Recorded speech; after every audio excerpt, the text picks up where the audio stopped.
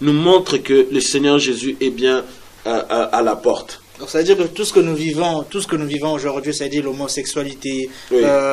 Les femmes qui se marient entre eux, Oui. les hommes qui se marient entre eux, certaines personnes même arrivent à se marier avec des animaux, à coucher avec des animaux. Est-ce que ces choses-là, on pouvait les voir à Sodome et Gomorrhe? Mais c'est bien pire que Sodome et Gomorrhe. C'est bien plus pire que Sodome et Gomorrhe. Sodome et Gomorrhe, au temps de Lot, c'était dans une contrée, dans la Mésopotamie. Maintenant, Sodome et Gomorrhe est mondial. Tous les gens sont pervertis.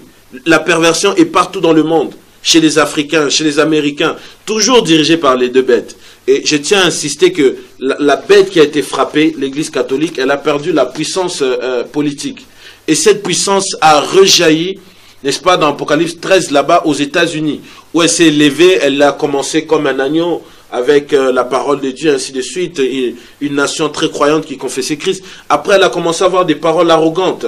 Elle a commencé à autoriser l'avortement, les mariages homosexuels, Hollywood, ainsi de suite. L'Amérique est la source de toute perversion. C'est pourquoi je vous ai dit, c'est les deux bêtes qui animent l'image de la bête. Le nouvel ordre mondial, c'est en fait l'animation de l'image de la bête. C'est mettre en marche le plan de la bête. C'est la préparation de l'apparition de l'homme impie.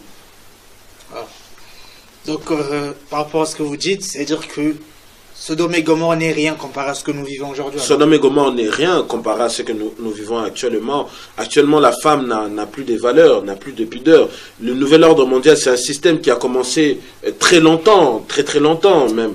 C'est un système qui est préparé, Albert Pike en parle, où on parle des guerres, où on parle de la dépravation, où on parle de détruire les mœurs, où on parle de la laïcité, où on parle d'établir toutes ces sortes de choses pour que le monde soit assujetti et qu'il se prépare à recevoir une seule religion, une seule monnaie, un seul président.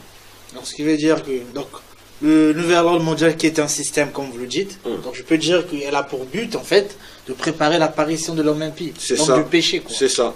Le nouvel ordre mondial est l'agenda qui prépare l'apparition de l'homme impie. Le nouvel ordre mondial est le tapis rouge qui prépare l'entrée de l'homme impie. Donc, il prépare dans toutes les sphères.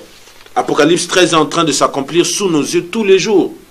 Tous les systèmes qu'ils établissent, les gens utilisent de moins en moins la monnaie fiduciaire. Les gens commencent à utiliser de la monnaie scripturaire. On prend tout est par carte maintenant. Et maintenant, ça passe par les portables. Et un jour, on vous dira non, finalement, pour pas perdre votre carte, d'avoir les risques de perdre et tout ça avec les comptes, vaut mieux qu'on vous le mette, on vous l'imprègne en vous.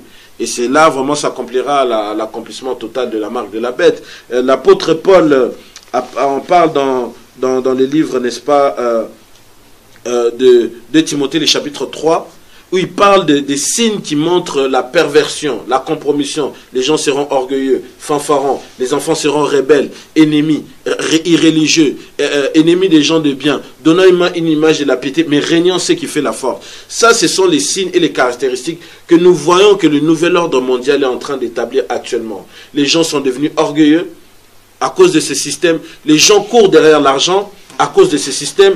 Les gens sont devenus fanfarons à cause de ce système. Les gens sont devenus irréligieux parce que ce système établit des lois ou établit des contraintes pour que les gens oublient leur Dieu. On vous établit le travail, on vous établit les Facebook, les réseaux sociaux, pour que vous oubliez les valeurs en fait que les autres avaient, pour qu'ils puissent vous assujettir et vous contrôler. Vous savez, on peut dire que le monde évolue, homme de Dieu. On n'est plus au 19e siècle, au 18e siècle. La Bible déclare, ne vous conformez pas au siècle présent, mais soyez renouvelés par l'Esprit de Dieu. Sachez-le que tout ce que le diable fait,